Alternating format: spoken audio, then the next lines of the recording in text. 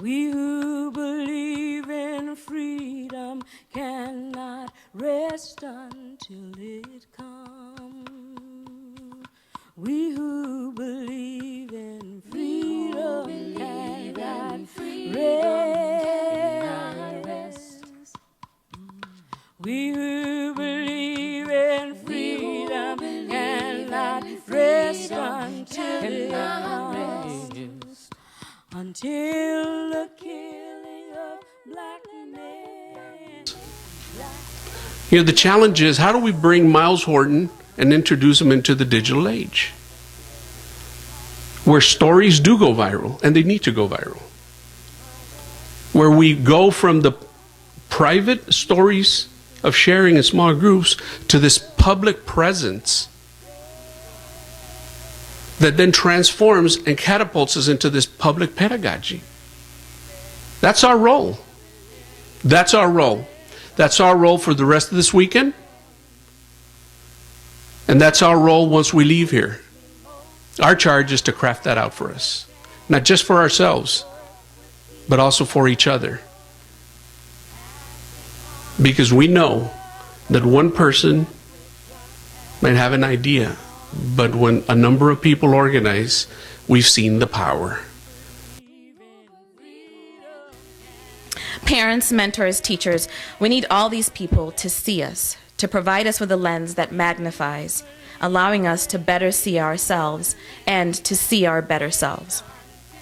When I entered the classroom as a teacher, I strove to be a Dr. Prince and a Dr. Holloway for my own students, a teacher with eyes, a heart, and a mind broad enough to embrace my students and their complex totalities, one brave enough to see myself and to make it safe for them to look in the mirror and see themselves, even when they didn't like the image that was reflected back to them. Democracy, especially when it's connected to educators, is about giving voice and helping students find their identity. Sometimes in a very hostile space where other people are trying to get them to develop an identity and a voice that ends up destroying them in the long run.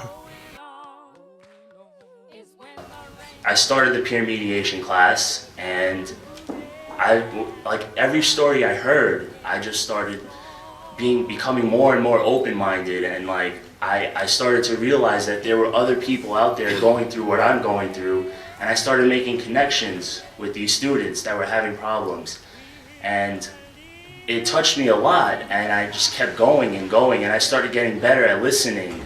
Rather, back in junior high, I didn't care about fights. I would love to fight and do all these things that these kids are doing.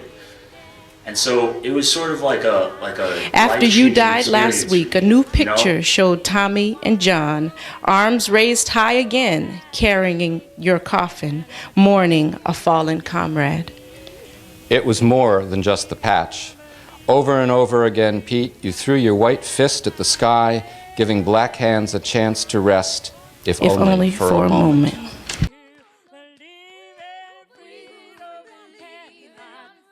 We all used that same language from the time they entered kindergarten.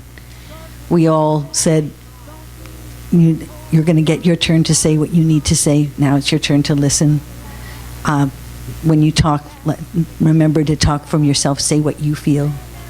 You know, and we had, you know, they build from kindergarten up that that they own their own feelings, and that the other person owns their feelings. And we all develop the same language and use it over and over again.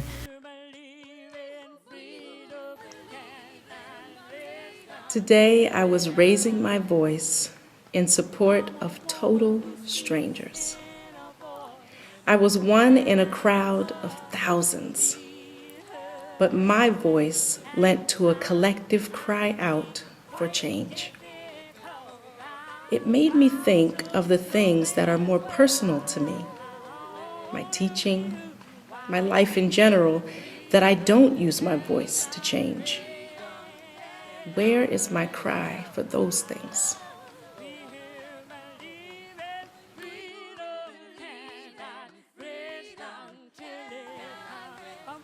I have fought to embrace the activism of teaching. I've seen myself as so many things. Active, but not activist. But today, chanting, walking, and just being in the crowd, I found my voice as an activist educator. I can no longer sit back and hope that other people will make the change I hope to see. I am the voice, and I am the movement. You know, this is a really huge thing.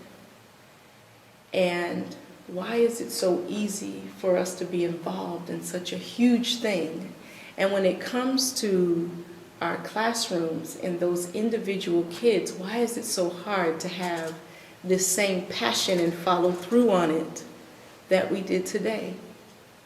Today, we heard Bob, and there was such a passion and fire in what he presented, just in him, that it made us immediately drop everything and go. So what is it? What is that piece of passion and fire that is missing for a lot of us that make us just want to drop everything and do what we know is needed or right, or ask the questions?